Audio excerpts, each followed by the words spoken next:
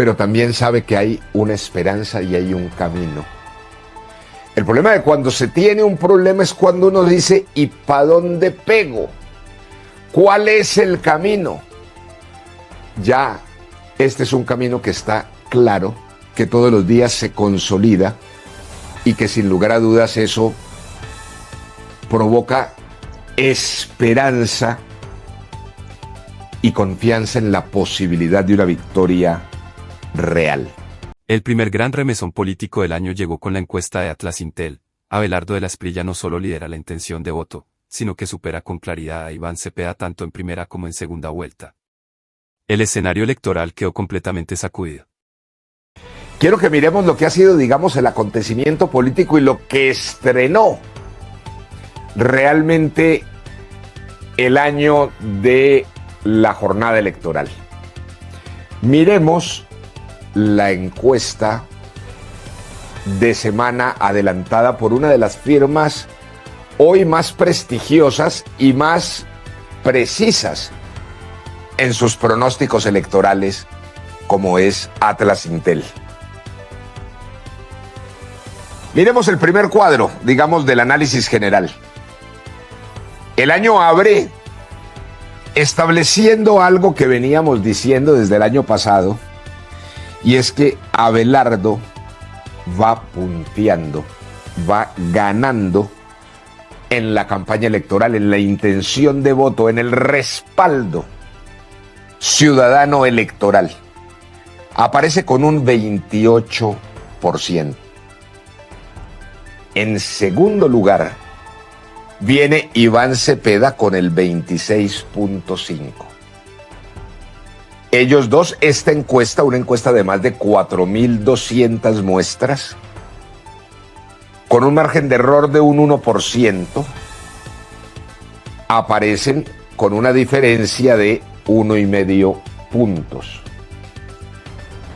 Hablemos de que esa es una realidad y de ahí se descuelga la encuesta hacia el tercero, que aparece ya muy abajo en el 9.4%.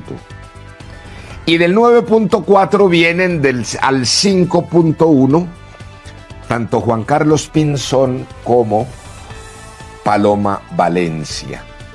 Y de ahí para abajo vienen ya otros de cifras mucho más pequeñas.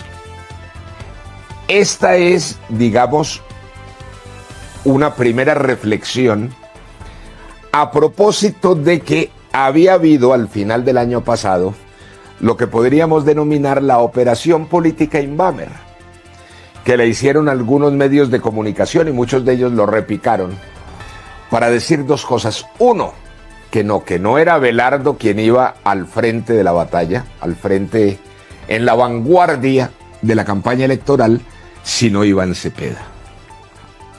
Pero sobre todo la intencionalidad política de esa encuesta era advertir que el problema de Abelardo era que de ninguna manera era el único, según ellos, que en una segunda vuelta eventual perdería sí o sí frente a Iván Cepeda.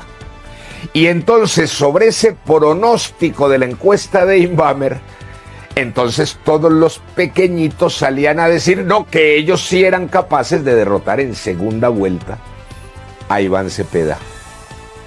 La verdad, en una pirueta un poco ilógica, en el sentido de que se sentían los ganadores de la segunda vuelta, pero estaban por allá en el 1, 2 y 3% para la primera.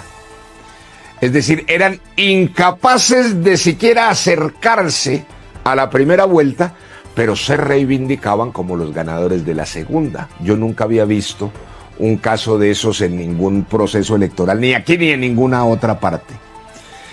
Pero lo cierto es que esa fue la narrativa que intentaron, porque no nos digamos mentiras.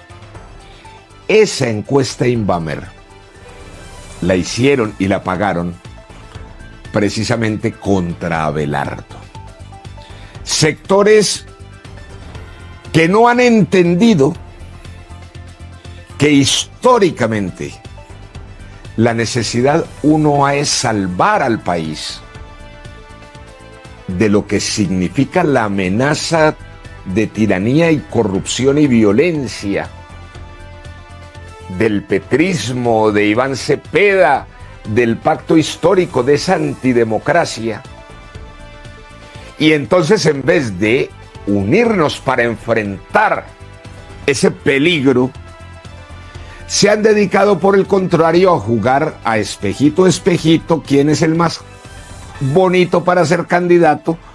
No suben de unas cifras mínimas, pero eso sí, quieren todos apuntarle a derrotar a Abelardo. Entre otras cosas porque partían de una consideración que tenía que ver más con el deseo que con la reflexión, y era que Abelardo era un globo que se desinflaría, que era una cosa episódica.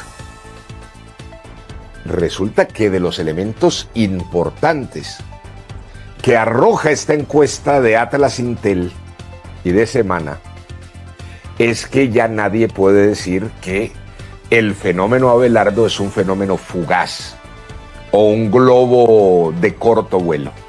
Hay la realidad de un fenómeno que se consolida, fenómeno político sí, pero fenómeno político popular, como lo hemos insistido aquí desde el principio. Luego, esa encuesta, digamos, en términos del panorama general, establece dos cosas. Uno, que Abelardo va ganando y va ganando de lejos. Y segundo, miremoslo aquí, desmonta la falacia de que el problema de Abelardo radicaba en que era imposible que ganara en la segunda vuelta. ¿Por qué está? Pongamos la segunda diapositiva, por favor.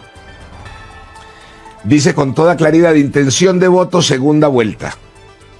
Abelardo del Espriella 44.2 y Cepeda 34.9. Es decir, le coge palabras más, palabras menos, 10 puntos de ventaja. Hoy, con seguridad, esa distancia tiende a agrandarse.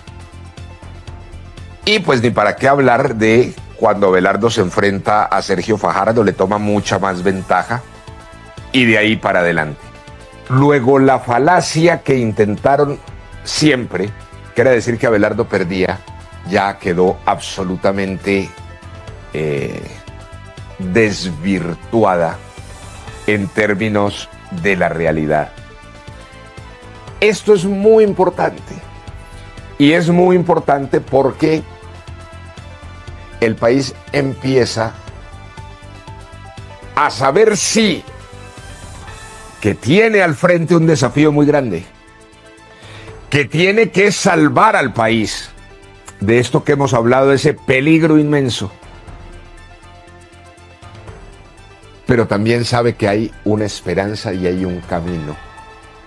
El problema de cuando se tiene un problema es cuando uno dice: ¿y para dónde pego? ¿Cuál es el camino? Ya, este es un camino que está claro, que todos los días se consolida y que sin lugar a dudas eso provoca esperanza y confianza en la posibilidad de una victoria real. Lo revelado por la encuesta de Atlas Intel no es un dato aislado, es la confirmación de un fenómeno político que durante meses muchos subestimaron. Abelardo del Espriella no es pasajero, no es una moda y no es un globo mediático. Es un candidato en consolidación, con respaldo real y en ascenso sostenido en todas las capas del electorado. El discurso oficial del petrismo venía insistiendo en que Iván Cepeda era la figura fuerte de la izquierda para el 2026 y que, además, cualquier rival lo derrotaría fácilmente. Pero la realidad derrumba ese relato. Abelardo le gana a Cepeda en primera vuelta y lo aplasta con una ventaja de casi 10 puntos en segunda. Eso dinamita por completo la narrativa que intentaron posicionar con encuestas construidas para desinformar, como la de Invamer, que pretendía presentar a Cepeda como imbatible y a Abelardo como un supuesto riesgo de derrota. Hoy las cifras serias, con más de 4.000 encuestas y un margen de error del 1%, muestran lo contrario. El mensaje al país es claro: el petrismo ya no seduce, ya no convence, ya no inspira. Se está quedando sin discurso, sin resultados y sin candidato competitivo. La ciudadanía está cansada del desgobierno, del caos económico, del deterioro institucional, de la inseguridad disparada, del fanatismo ideológico y del desprecio por la legalidad. Petro prometió transformación y terminó convirtiéndose en el símbolo de la frustración nacional.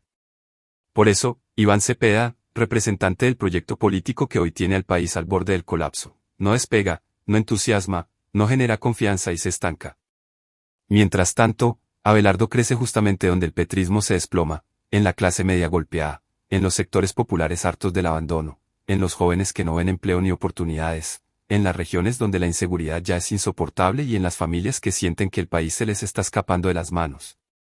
El avance de Abelardo no es producto de maquinaria ni de favoritismos mediáticos, es una reacción social.